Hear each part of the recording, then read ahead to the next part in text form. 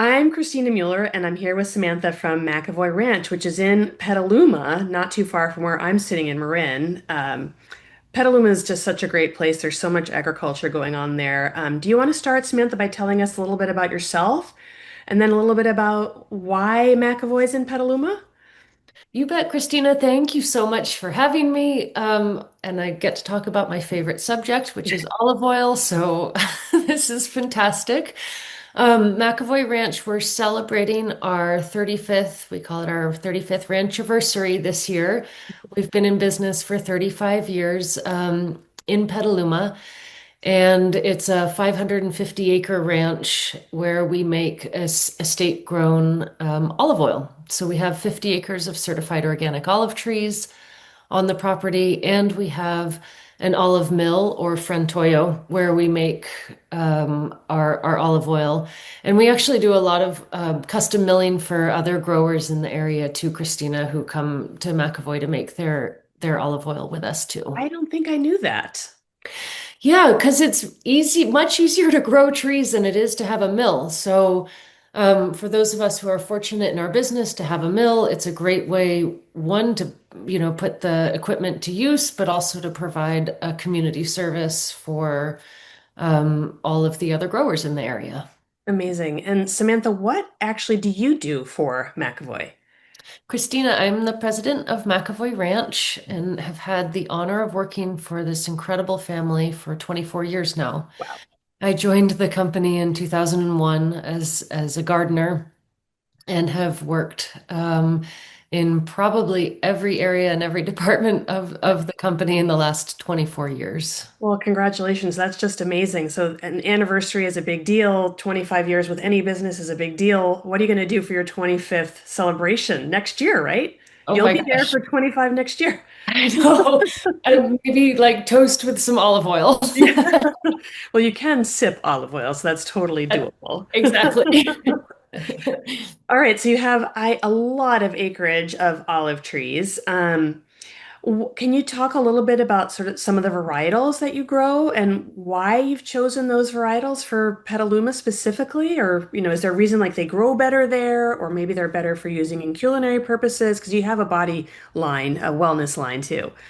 That's true. Yeah, fantastic question. Mrs. McAvoy, who founded the ranch 35 years ago, was really quite enamored with Tuscan olive oil and befriended a wonderful man, Maurizio Castelli, who is an enologist in Tuscany. And he really guided her planting and importation of the original trees that came from Italy. And so what we have planted are typical Tuscan varieties, with the exception of one variety, Coratina, which comes from Puglia, from the south of Mhm. Italy. And these these olives, Christina, create an olive oil that's a little more pungent and a little more bitter. And I know pungent and bitter sound a little funny, but those are actually positive attributes when you're describing olive oil flavor. There's three kind of primary positive attributes that olive oil can have: fruitiness, pungency, and bitterness. Okay. And so these Tuscan varietals tend to have a little higher pungency and bitterness than other varieties that are grown in California and across the world, really. And then we compound that, Christina, by harvesting a little bit early. Mhm. And so as an early harvest olive oil, you get a little more of those flavors. And as the olive ripens, you get milder, kind of more buttery, mellower flavors. Mhm. But you also get fewer polyphenols. Mhm. So the polyphenol count in our olive oil tends to be pretty high. And the polyphenols are the antioxidants Yes. and anti-inflammatory, have those anti-inflammatory properties that we really value. Now, let me ask you this because it's my understanding that most olives are harvested in November. I remember doing an olive Yeah, harvest around Thanksgiving once. absolutely. What does early translate to? Like, what does that mean? So that is November. Yeah, Okay. absolutely. You're spot on. Absolutely. Whereas, a later harvest, there's some olives that will be sitting out on the trees until later December and even early January into January. Oh, can they endure frost? Depends on it depends on the olive for Uh, sure.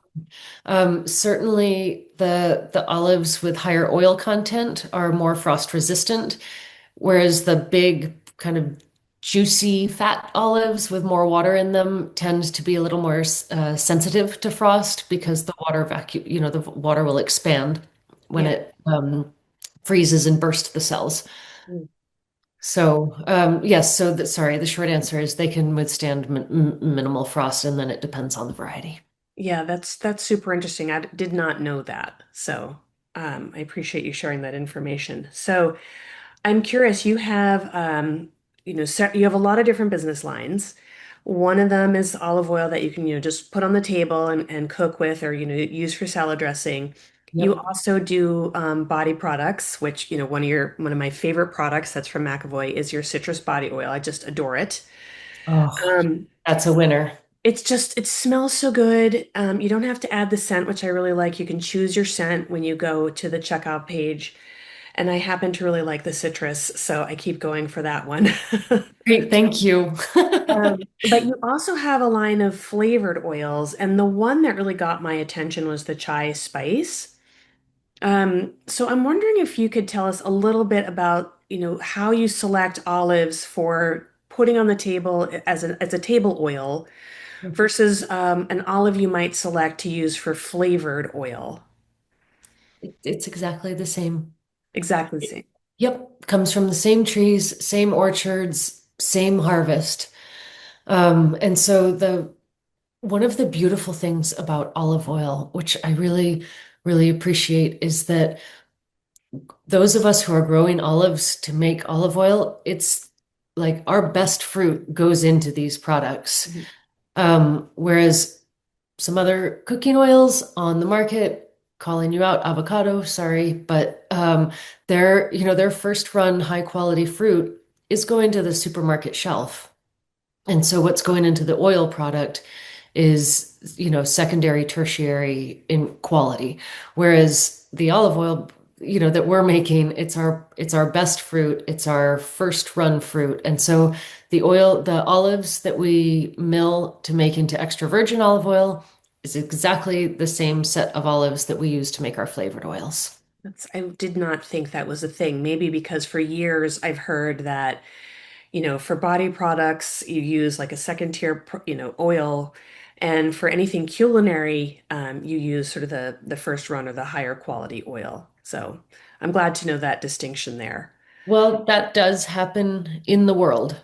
Yes. Just doesn't happen at McEvoy Ranch. The world So is a big the, place. so the olive oil that's going into the beauty products and that's going into your citrus body oil, extra virgin, high quality, the same oil that we're putting into bottles and putting on your kitchen table. Well, that's incredible. And it's noticed because, gosh, it smells amazing. So, Don't you think? I mean, it makes a significant difference, right? When you have that standard of quality yeah, that's through line, it yeah. really does come out in the final product. It really does. It's a beautiful thing. Let's talk a little bit about the chai spice oil.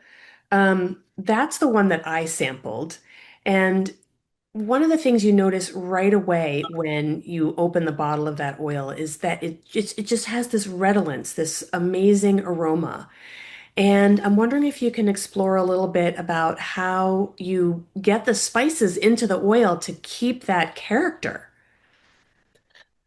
So I'm really glad you brought up the chai spice olive oil because it's one of my favorites and it's a very unusual product. Christina, there is no one else in the world that I know of who's making a product, this kind of product. So the chai spice olive oil is olives is the primary ingredient, and then in addition, we've added cardamom, ginger, cinnamon, nutmeg, allspice, and black pepper. And so those spices actually go into the mill when we're crushing the olives. And so the process that we're using is a co-milled process where the flavors actually infuse together during the oil extraction process. So the olives go into the mill the hammer mill, where they go from being olives to where, and then they're turned into paste. And at that time, these spices are added, and we literally in a pitcher just kind of put it in the mill with the olives. Hmm. And then the olives are crushed and made into a paste, everything, right? Pit, flesh, skin, everything. And the spices in there at that time. And then during the malaxation process, which is a, 40-ish minute process where the paste slowly turns in a warm sleeve, that's when the flavors develop. And that's when the oil is actually absorbing and combining with the other flavors that are in the malaxer. And so if you introduce chai spice, that's what they'll will absorb. If you introduce ginger turmeric, that's what they'll absorb. Lemon, all of the above. And then the paste is sent to the decanter where the oil is extracted, and then finally to the separator where the last little bit of water is wicked out.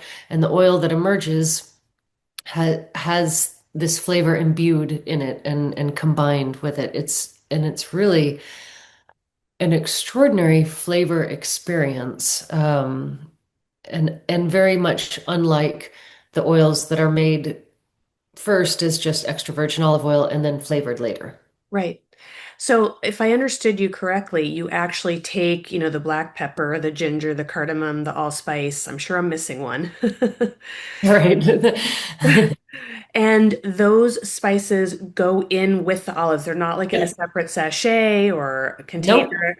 They're Nope. actually just mixed with the paste. Yep. And then 40 minutes, they come out on the other end as this beautiful oil. And then what do you do with the paste, with the spices mixed in? Right. So once the paste goes through the decanter, oil comes out one part, and then what's left is called pumice because it's what's left without the olive oil in it. And so the pumice has remnants of the spices in it, and what comes out as oil just has these extraordinary flavors imbued into it. Hmm. All right. All that pumice, sorry to answer your question, all that pumice goes out onto our compost pad and we compost it and then put it back out on the orchards. Okay. So there you go. Yep. It's a full life cycle product there. Oh I yeah, love completely. Christina, I don't want to, hound that topic too hard, but it really is a pretty closed loop system. The only thing that leaves the property is the oil itself, Yeah. which is a very small percentage of what the trees make. So all the prunings get chipped and go back out into the orchards. All the paste gets composted and goes back out into the orchards. So it's a very sustainable system. And your compost must smell amazing. Yeah, it kind of does actually. Yeah. It has this kind of warm, cheesy smell to it Huh. in a good way, like in a nice, pleasant way. Yeah, I'm wondering like where because I wonder about the compound. Like we could go down that road with the compounds of cheese versus olive, but we won't. We'll save that for another time. So the chai spice is you can buy it. It's quite a small bottle. I want to say it's like 2 ounces, Yeah, 100 milliliters. 100 So, milliliters. Yep. yep. And you can buy it on its own, and you can also buy it as part of your signature collection, right? Which includes the chili oil, the ginger turmeric oil, and the lime oil as well, right? So you really get a breadth of flavor of McEvoy. That's what we were trying to accomplish with the signature collection is really um, in small, manageable quantities, introducing our customers to these flavored oils and to give them ideas about how to use them because I think that's probably our most common question is, okay, so you've made this product. What am I going to do with this? And so one, you're right, offering it in a small container feels really manageable. And then in the signature collection, we have a card with serving suggestions. So for example, with the chai spice, one way that I use it every day is I mix a little bit of chai spice olive oil with my cream in the morning and then add my coffee Mhm. to that. So it's kind of like a bulletproof-ish coffee, but instead of MCT or coconut oil, you use a little bit of olive oil. Mhm. Or we serve it over vanilla ice cream Yeah. at ranch, and it's a delicious dessert. It actually goes really well with a lot of different desserts, over brownies, over shortbread. I use it a lot as kind of a healthy version of cinnamon toast. You just make a little toast. Usually I put some butter on and then the chai spice olive oil on top of that. Yeah. And it's like having cinnamon toast, but without the sugar. So, So what I've done with it since I've had it in my life is I yeah. actually have been sampling a chai tea, which I make. It's a black tea, and the spice is already mixed in, but I add a little of the spice oil just to make it like that much more delicious. And then I've drizzled it over strawberries. Um, there's something really redolent about the spices that works with that, like a little bit of the acid of the strawberries. And then something that I actually have on my website that you also that you guys gave to me is the chai old fashioned. Yeah, that's Um, a winner. so That's a just a winner. new way to think about working with olive oil, I think, is you can add this delicious, these delicious warming spices to your cocktail in this very easy way with the I olive oil. It's just so love all good. of those ideas. I haven't tried the chai spice with the strawberries. I'm definitely going to have to try that. Yeah. That's a great idea. I also, you said oatmeal, I think, right? I've also put Oh in yeah, oatmeal. Yeah. classic, classic, totally. Yep. That's a really good Um, but I love that you brought up the olive oil in cocktails. It's something that we've been seeing a huge increase in popularity of folks adding a little olive oil to their cocktails. It gives a wonderful mouthfeel and just adds another layer of complexity to interesting cocktails. Yeah, it really does. So I'm, for one, recommending the signature collection. I think it's just a beautiful gift to receive and just so speaks to Northern California and the food shed here and all the imagination and work that your team has put into creating beautiful olive oil products. So, Oh, thank you. I really do have to say, I don't think we would be successful with these oils outside of California. I mean, being in the Bay Area, Christina, with the food scene that we have here and the diversity that we have here, and then the fusion of flavors and cultures that we really enjoy here in the Bay Area has really pushed us to want to bring olive oil to everybody's table yes. and to bring these multiple flavors in from all aspects of life and our lives and our families' lives. And so I I appreciate that nod because I don't think you could I don't know. It doesn't feel as likely that you could do this outside of the Bay Area or outside of California. There's definitely a passion for local, and I think our climate is so perfectly suited to growing olives. So, who knows And that what's piece too. And then, right, just the agricultural piece on top of the people culture piece. yeah, Right. Right. very So to true. have those two together is just it's a magic place here. It really is. And the sun actually came out today. We've had about 4 weeks of just winter tule fog, and today it's gorgeous again. So, Yeah, exactly. very happy for that. So, I'm just going to wrap this up, Samantha, by saying thank you so much for being on my podcast. I really look forward to tasting more of your team's work. It's so exciting just to be a part of the McEvoy community. And I'm going to stop the recording now and we can keep chatting.